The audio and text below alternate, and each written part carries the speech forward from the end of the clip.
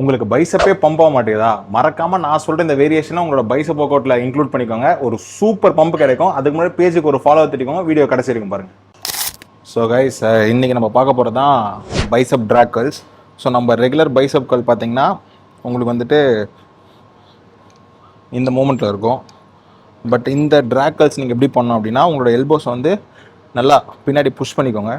Push பண்ணிவிட்டு இந்த ராடை வந்து உங்கள் பாடியோட ட்ராக் பண்ணி நீங்கள் மேலே கொண்டு வரணும்.